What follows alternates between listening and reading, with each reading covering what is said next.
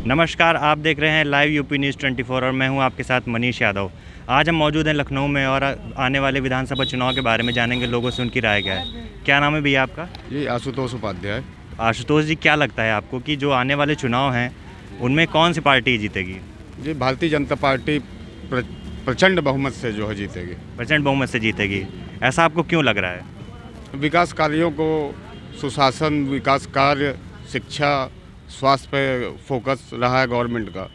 स्वास्थ्य आप कह रहे हैं, लेकिन कोरोना के टाइम पे जब लॉकडाउन हुआ, लाखों लोगों की नौकरी चली गई और कई सारे लोगों की मौत हो गई। कोरोना को यूपी सरकार उतने अच्छे से संभाल नहीं पाई, तो उसके बारे में आप क्या कहेंगे? भैया मैं ज़मीन पर रहने वाला आदमी हूँ, डोर टू डोर मैंने कैंपेन किया है। मैं भी प्रेस से हूँ, वाइफ हमारी स्वास्थ्य विभाग में है। तो मुझे जहाँ तक लगता है कि जिस तरीके से सरकार ने हैंडल किया है या जिस तरीके से व्यवस्थित ढंग से किया है, मुझे तो नहीं लगता है, ये तो कागजी बातें हैं। पर फिर भी एक आशंका पहले से लग गई थी कि जो सेकेंड वेव है वो आ सकती है। WHO ने, बड़ी बड़ी ऑर्गेनाइजेशन ने पहले बोल दिया था कि सेकेंड वेव आ सकती है, आप लोग अपने हिसाब से तैयारी कर ले उसके बारे में। पर फिर भी ऐसा आपको लगता नहीं कि कहीं ना कहीं फेलियर रह गया सरकार में? फेलियर नहीं, वो देखिए आम पब्लिक का कहीं ना कहीं से फेलियर था। वो शासन की तरफ से इस प्रकार की कोई कमी नहीं थी, मेरा मानना है। आपका ऐसा मानना है? और बेरोजगारी की बात करें तो जो युवा हैं यहाँ के, युवा काफ़ी नाराज़ दिख रहे हैं आजकल भाजपा सरकार से। कह रहे हैं कि रोज़गार नहीं मिल रहा है, जो भर्तियाँ हो रही हैं वो कैंसिल हो रही हैं या तो उनका पर्चा लीक हो जा रहा है। उस पर आप क्या कहेंगे?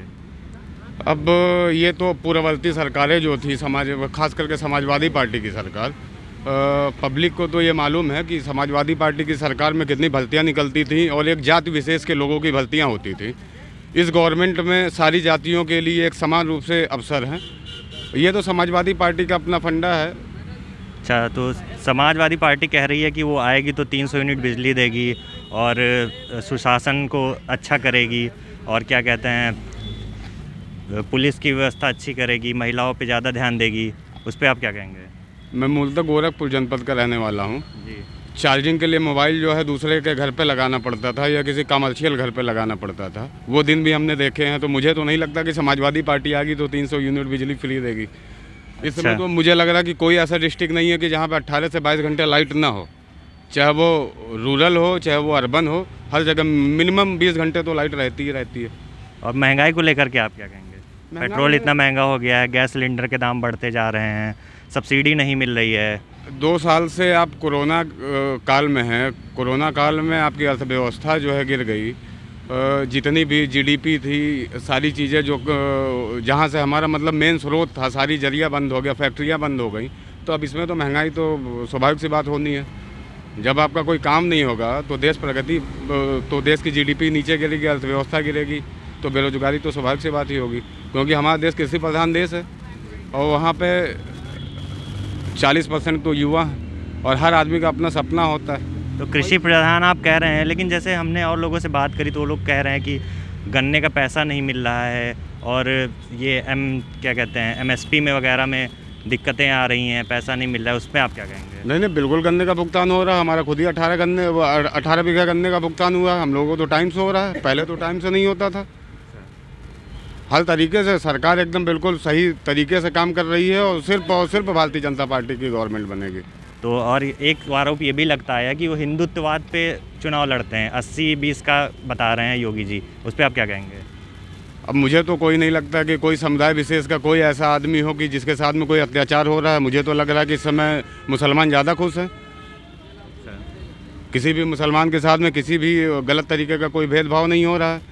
सबके लिए वो राशन मिल रहा है, सबके लिए। उसमें तो ऐसा है नहीं कि ये मुसलमान है इनको नहीं मिल रहा है, ये हिंदू इनको मिल रहा है। तो ये सब तो अपनी अपनी चीज़ें हैं। खैर अब उस विषय में कुछ कह नहीं सकते हैं। तो ऐसा सपा जो है हमेशा कहती रहती है कि जो भाजपा की जो सरकार है वो सिर्फ पर्चों पे काम करती है। ऐसा है कि आपके हिसाब से? अब जहाँ तक मुझे जानकारी है कि लगभग जो है इस गवर्नमेंट में 5 साल के कार्यकाल में कि कम से कम 37 से 38 मेडिकल कॉलेज बने हैं।